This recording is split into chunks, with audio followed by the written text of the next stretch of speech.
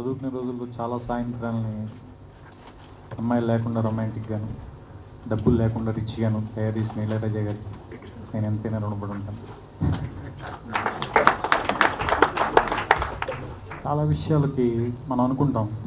నాకు బాగా నచ్చిన విషయం ఏంటంటే, ప్రకాష్ రాజ్ గారు ఒక సన్నివేశం వేసి మ్యూజిక్ లేకుండా ఇది ఎలా ఉంటుంది, ఇళయరాజా గారు చేసిన తర్వాత ఇది ఎలా ఉంటుంది.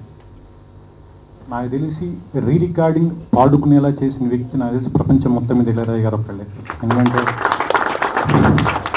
నేను ఇంగ్లీష్, ఫ్రెంచ్, ఇటాలియన్ ఇప్పుడు అందరూ అన్ని సినిమాలు చూడగలుగుతున్నాం, వరల్డ్ సినిమా అంతా. నేను ఎక్కడ కూడా అంత తాకుతూ పాపులర్గా ఉండేలాగా, అంటే ఆయన యాక్చువల్గా మాట్లాడతారు, తెర వెనకాల మాట్లాడుతుంటారు.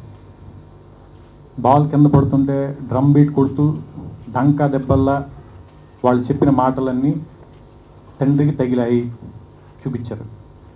కొడుకు తాలూకు కప్పును చూస్తే కళ్ళల్లో నీళ్లు తిరిగాయి. ఒక వైలిన్తో మనకు కూడా కళ్ళల్లో నీళ్ళు తెప్పిస్తారు.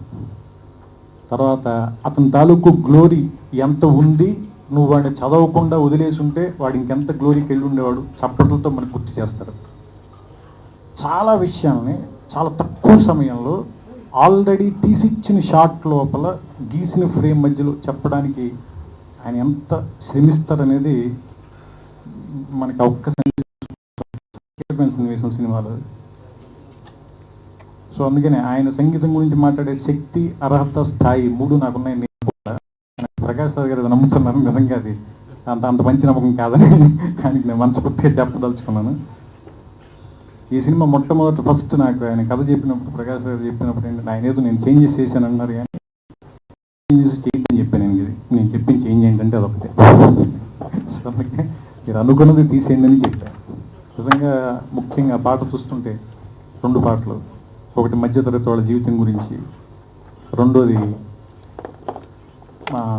జీవితంలో ఉండే ఆశలు, పడే కష్టాల మధ్య ఉండేటువంటి సంఘర్షణ చాలా అద్భుతంగా అనిపించింది. ఈ సినిమా చాలా మంచి హిట్ అవ్వాలని,